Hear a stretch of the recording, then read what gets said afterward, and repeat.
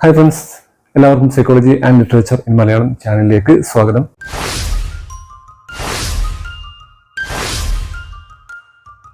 ഇന്ന് നമ്മൾ പറയാൻ ഉദ്ദേശിക്കുന്നത് ലോകത്ത് ഒരുപാട് വായിക്കപ്പെട്ടിട്ടുള്ള ഒരു പുസ്തകമായ the complete works of Sherlock Holmes.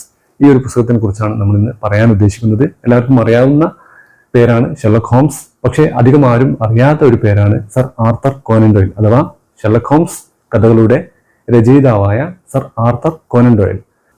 ഇന്ന് നമ്മൾ ഇവിടെ പറയാൻ ഉദ്ദേശിക്കുന്നത് the complete works of Sherlock ഹോംസിന്റെ രണ്ടാമത്തെ വോള്യമാണിത്. ഒന്നാമത്തെ വോള്യത്തിലാണ് ആർത്തർ കോനൻ ഡോയിൽ എഴുതിയിട്ടുള്ള 4 നോവലുകളും ഏതാനും ഷോർട്ട് സ്റ്റോറീസും അടങ്ങിയിട്ടുള്ളത്. അതായത് a study in scarlet, the sign of four, the valley of fear, the hound of Baskerville, അതേപോലെ കുറച്ച് ഷോർട്ട് സ്റ്റോറീസ്. ഇതാണ് ഒന്നാമത്തെ വോള്യത്തിലുള്ളത്. രണ്ടാമത്തെ വോള്യത്തിലാണ് ഷെർലക് ഹോംസിനെ കുറിച്ചുള്ള ഷെർലക് ഹോംസിന്റെ ഷോർട്ട് സ്റ്റോറീസ് മാത്രം അടങ്ങിയിട്ടുള്ളത്. ദ അഡ്വഞ്ചേഴ്സ് ഓഫ് ഷെർലക് ഹോംസിലെ 12ഓളം കഥകൾ, ദ റിട്ടേൺ ഓഫ് ഷെർലക് ഹോംസിലെ 12ഓളം കഥകൾ, ദ മെമ്മോസ് ഓഫ് ഷെർലക് ഹോംസിലെ 7ഓളം കഥകൾ, the case book of Sherlock ഹോംസിലെ 12ഓളം കഥകൾ. ഈ ഒരു കഥകളെല്ലാം കൂടി അടങ്ങിയിട്ടുള്ള ഒരു വോള്യമാണ് രണ്ടാമത്തെ volume the complete works of Sherlock ഹോംസിൽ ഉള്ളത്. അപ്പൊ ഷെർലക് ഹോംസിനെ കുറിച്ച് നമുക്ക് എല്ലാവർക്കും അറിയാം. കഥാകൃത്തിനേക്കാളും പ്രശസ്തമായ കഥാപാത്രം അതായിരുന്നു ഷെർലക് ഹോംസ്. ഷെർലക് ഹോംസിനെ എല്ലാവർക്കും അറിയാം, പക്ഷെ എഴുതിയ സർ ആർത്തർ കോനൻ ഡോയിലിനെ പലർക്കും അറിയില്ല എന്നുള്ളത് ഒരു പ്രത്യേകത തന്നെയാണ്. നമുക്കറിയാം, ഈ ഷെർലക് ഹോംസ് എഴുതിയിട്ടുള്ള സർ ആർത്തർ കോനൻ ഡോയിൽ ശരിക്കും ഒരു ഡോക്ടറായിരുന്നു.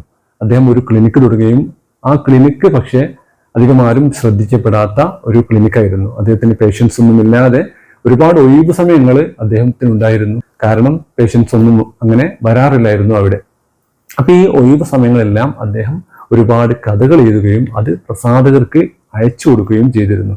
പക്ഷെ അദ്ദേഹത്തിന്റെ കഥകളൊന്നും ആദ്യകാലത്തിൽ അത്രത്തോളം ശ്രദ്ധിക്കപ്പെട്ടിട്ടില്ല. ആരും തന്നെ സ്വീകരിക്കാൻ തയ്യാറായില്ല. അങ്ങനെ അദ്ദേഹം ഒരിക്കൽ പ്രസാധകർക്ക് ഒരു കത്തയക്കുകയുണ്ടായി. ഈ ഒരു കഥ കൂടി നിങ്ങൾ പ്രസിദ്ധീകരിച്ചിട്ടില്ലെങ്കിൽ ഞാൻ വല്ല കടുകയും ചെയ്യേണ്ടി വരും. കാരണം എൻ്റെ സാമ്പത്തിക സ്ഥിതി അത്രക്ക് മോശമാണ്. ഞാൻ വലിയ പ്രശസ്തനാവാൻ വേണ്ടിയിട്ടൊന്നുമല്ല കഥ എഴുതുന്നത്, പക്ഷേ ജീവിക്കാനുള്ള ഒരു മാർഗം കൂടി തേടിയാണ് ഞാൻ കഥകൾ എഴുതുന്നത്. അതുകൊണ്ട് നിങ്ങൾ ഇത് പ്രസിദ്ധീകരിക്കണം എന്ന് പറഞ്ഞുകൊണ്ട് ഒരു കത്തയച്ചു.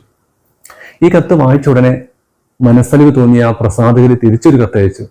നിങ്ങൾ നല്ല രീതിയിൽ ജീവിക്കുക, മനപ്രയാസപ്പെടരുത് എന്നൊക്കെ പറഞ്ഞൊരു കത്തയച്ചു. അതിന്റെ കൂടെ ഏതാനും ഡോളറുകളുടെ ഒരു ചെക്കും അയച്ചു കൊടുത്തു. താങ്കൾ ഇത് തൽക്കാലം ഉപയോഗിച്ചുകൊണ്ട് ജീവിക്കുക, ജീവിതത്തിനെ വളരെ പോസിറ്റീവായി കാണുക എന്നുള്ള ഒരു ഉപദേശവും വെച്ചു കൊടുത്തു. അങ്ങനെ വീണ്ടും അദ്ദേഹം ഒരുപാട് കഥകൾ വീണ്ടും എഴുതാൻ തുടങ്ങി. ഷെർലക് ഹോംസിനെ കുറിച്ചുള്ള കഥകൾ എഴുതി അയച്ചു കൊടുക്കാൻ തുടങ്ങി. അങ്ങനെ അദ്ദേഹത്തിന്റെ ആദ്യത്തെ നോവലായ എ സ്റ്റഡി ഇൻ സ്കാർലറ്റ് എന്നുള്ള ആ ഒരു നോവൽ എഴുതി അദ്ദേഹം അയച്ചു കൊടുത്തു. അങ്ങനെ അത് പ്രസിദ്ധീകരിക്കുകയും ചെയ്തു. അതിനുശേഷം അദ്ദേഹത്തിന്റെ ബാക്കി നോവലുകൾ അദ്ദേഹം അയച്ചു കൊടുത്തു, അതും പ്രസിദ്ധീകരിച്ചു. പക്ഷെ അപ്പോഴും വേണ്ടത്ര പ്രചാരം ലോകത്ത് ഷെർലക് ഹോംസിനെ കിട്ടിയിരുന്നില്ല. പിന്നീടാണ് അദ്ദേഹം ഷെർലക് ഹോംസ് ഷോർട്ട് സ്റ്റോറീസ് എഴുതാൻ തുടങ്ങിയത്. അദ്ദേഹത്തിന്റെ ആദ്യത്തെ ഷോർട്ട് സ്റ്റോറി തന്നെ ദ സ്ട്രാൻഡ് മാഗസിനിൽ അച്ചടിച്ച് വന്ന സമയത്ത് ആളുകളൊക്കെ വളരെയധികം സ്വീകാര്യതയോടെ അത് ഏറ്റെടുക്കുകയും ഷെർലക് ഹോംസ് ലോകത്താകെ അറിയപ്പെടുകയും ചെയ്തു. ജനങ്ങളാകെ അടുത്ത ഒരു ഷെർലക് ഹോംസ് കഥ വരാനായി കാത്തിരിക്കുകയും ബുക്ക് ഷോപ്പിന്റെ ഒക്കെ മുമ്പിൽ ഈ പുസ്തകങ്ങൾ, ഈ മാഗസിൻ ഇറങ്ങുന്ന സമയത്ത് വളരെ ആകാംക്ഷയോടെ ക്യൂ നിന്നുകൊണ്ട് പുസ്തകങ്ങൾ വാങ്ങി വായിക്കാൻ തുടങ്ങുകയും ചെയ്തു. അങ്ങനെ ലോകമാകെ ഷെർലക് ഹോംസ് വളരെയധികം പ്രശസ്തനാവുകയും ചെയ്തു. ഈ ഷെർലക് ഹോംസ് എന്നുള്ള ആ ഒരു കഥാപാത്രത്തെ തിരഞ്ഞെടുക്കാൻ വേണ്ടിയിട്ട് ആർത്തർ കോനൻ ഡോയിൽ ചെയ്ത ഒരു കാര്യമുണ്ട്. അദ്ദേഹത്തിന്റെ സർജറി പ്രൊഫസറായിരുന്ന ജോസഫ് ബെൽ, അദ്ദേഹത്തിന് ഒരു പ്രത്യേക സ്വഭാവം ഉണ്ടായിരുന്നു. അതായത് അദ്ദേഹം ഈ പേഷ്യൻസിനൊക്കെ കാണുന്ന സമയത്ത് നിങ്ങൾ മിലിറ്ററിയിലല്ലേ ജോലി ചെയ്തിരുന്നത്, അല്ലെങ്കിൽ നിങ്ങൾ ഈ നാടിന്റെ ഈ ഭാഗത്തല്ലേ നിങ്ങൾ ജോലി ചെയ്തുകൊണ്ടിരിക്കുന്നത് എന്നൊക്കെ അവരുടെ മുഖവും നടപ്പിന്റെ രീതിയൊക്കെ നോക്കിക്കൊണ്ട് പ്രഡിക്റ്റ് ചെയ്തുകൊണ്ട് പറയുമായിരുന്നു ജോസഫ് ബെല്ല് എന്ന ആ ഒരു സർജറി പ്രൊഫസർ. ആളുകളെയൊക്കെ കണ്ടുകൊണ്ട് അവരെന്താണ് ചെയ്യുന്നത് എന്നും അങ്ങനെ അവരുടെ ജോലി എന്താണ് എന്നൊക്കെ പറയാനുള്ള ഒരു പ്രത്യേക കഴിവ് അദ്ദേഹത്തിന്റെ ആ ഒരു പ്രൊഫസർക്കുണ്ടായിരുന്നു. ആ ഒരു കഴിവാണ് ഷെർലക് ഹോംസിലേക്കും കൂടി സർ ആർത്തർ കോനൻ ഡോയിൽ അപ്ലൈ ചെയ്ത് ഇറക്കുന്നത്. അങ്ങനെ ഈ ഷെർലക് ഹോംസ് പരമ്പരകൾ ലോകത്താകെ ഒരുപാട് സ്വീകരിക്കപ്പെടുകയും ആളുകളൊക്കെ വായിക്കുകയും ചെയ്തു.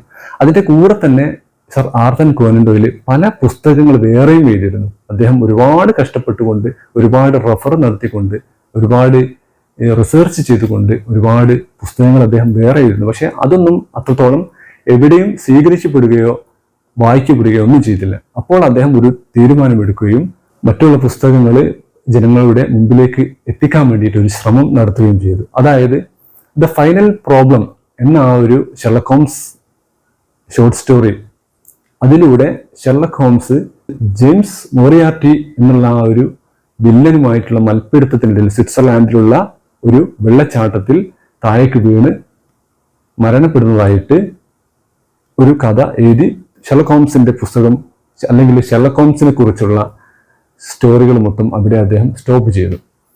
അപ്പൊ ഇതെല്ലാം കൂടി വായിച്ചുകൊണ്ട് ആളുകൾ ജെയിംസ് മോറിയാർട്ടിയുമായിട്ടുള്ള മൽപ്പിടുത്തത്തിൽ ഷെർലക് ഹോംസ് മരണപ്പെട്ടു എന്നുള്ള ആ ഒരു കഥ വായിച്ചുകൊണ്ട് ജനങ്ങളെല്ലാം കൂടി തെരുവിലിറങ്ങുകയും ഷെർലക് ഹോംസ് മരണപ്പെട്ടിട്ടില്ല, ഷെർലക് ഹോംസിനെ തിരിച്ചു കൊണ്ടുവരണം എന്ന് പറഞ്ഞ പ്ലേക്കാർഡുകളും വേണ്ടിയിട്ട് ലണ്ടൻ നഗരത്തിലൂടെ ഒന്നാകെ വലിയ പ്രതിഷേധ റാലി സംഘടിപ്പിച്ചു ജനങ്ങൾ. പക്ഷേ എന്നിട്ടും അദ്ദേഹം ഷെർലക് ഹോംസിനെ വീണ്ടും കൊണ്ടുവരാൻ വേണ്ടി ശ്രമിച്ചില്ല. കാരണം അദ്ദേഹത്തിന്റെ മറ്റു വർക്കുകൾ വെളിച്ചം കാണിപ്പിക്കുകയും അതേപോലെ ജനങ്ങളിലേക്ക് എത്തിച്ചേരണം എന്നുള്ള ആ ഒരു ആഗ്രഹം കൂടി ഉണ്ടായിരുന്നു. അതുകൊണ്ട് തന്നെ അദ്ദേഹം തൽക്കാലം ഷെർലക് ഹോംസിനെ കുറിച്ചുള്ള പുസ്തകങ്ങൾ എഴുതാൻ തയ്യാറല്ല എന്ന് പ്രസാധകരെ അറിയിച്ചു. പക്ഷെ പ്രസാധകരും വിട്ടുകൊടുത്തില്ല. ഓരോ വാക്കുകൾക്കും ഇത്ര പൗണ്ട് വെച്ചിട്ട് തരാം എന്ന് പറഞ്ഞുകൊണ്ട് ഷെർലക് ഹോംസിനെ കുറിച്ചുള്ള പുസ്തകങ്ങൾ വീണ്ടും എഴുതണം എന്ന് പറഞ്ഞുകൊണ്ട് കോനൻ ഡോയിലിനെ സമീപിക്കുകയും വീണ്ടും എഴുതാൻ വേണ്ടി പ്രേരിപ്പിക്കുകയും ചെയ്തു. പക്ഷെ അപ്പോഴും അദ്ദേഹം അതിന് തയ്യാറായില്ല. പക്ഷെ അവസാനം ജനങ്ങളുടെ എല്ലാവരുടെയും വളരെ വലിയ പ്രതിഷേധങ്ങൾ കണ്ടുകൊണ്ട് കോനൻ ഡോയില് വീണ്ടും തന്റെ ഷെർലക് ഹോംസ് പരമ്പര തുടങ്ങാൻ വേണ്ടി തീരുമാനിച്ചു. അങ്ങനെ അദ്ദേഹം വീണ്ടും ഒരു പുസ്തകം എഴുതുകയും വീണ്ടും ഒരു കഥ എഴുതുകയും അതിൽ പെട്ടെന്ന് ഡോക്ടർ വാട്സന്റെ മുമ്പിലേക്ക് ഷെർലക് ഹോംസ് കടന്നു വരുന്നതായിട്ടുള്ള രംഗം പറഞ്ഞുകൊണ്ട് അദ്ദേഹം പുതിയൊരു നോവൽ എഴുതുകയും ചെയ്തു. അങ്ങനെ വീണ്ടും ജനങ്ങളിലേക്ക് ഷെർലക് ഹോംസ് ഒരിക്കൽ കൂടി സ്വീകരിക്കപ്പെടുകയും ആഘോഷിക്കപ്പെടുകയും ചെയ്തു. ഇത്തരത്തിലുള്ള ഒരുപാട് ഉദ്യോഗപരമായിട്ടുള്ള അല്ലെങ്കിൽ അപസർപ്പക രീതിയിലുള്ള വളരെയധികം നല്ല ഇൻട്രസ്റ്റിംഗ് ആയിട്ടുള്ള കഥകളാണ്, സ്റ്റോറികളാണ് ഈ ഒരു the complete works of Sherlock Holmes എന്ന ഈ ഒരു പുസ്തകത്തിലുള്ളത്. ഇത് പ്രത്യേകിച്ച് ഇതിന്റെ മലയാള പതിപ്പും ലഭ്യമാണ്, അതേപോലെ തന്നെ ഇംഗ്ലീഷ് പതിപ്പും ലഭ്യമാണ്. ഇംഗ്ലീഷിൽ കൂടുതൽ ശ്രദ്ധിക്കണം എന്ന് താല്പര്യമുള്ള ആളുകൾക്ക് പ്രത്യേകം ഉപകാരപ്രദമാണ് ഈ ഒരു പുസ്തകം. ഇതിന്റെ മലയാള പതിപ്പും ലഭ്യമാണ്, നമുക്ക് വായിക്കാൻ ലഭിക്കുന്നതാണ്. അപ്പോൾ താങ്ക്സ് ഫോർ വാച്ചിങ്.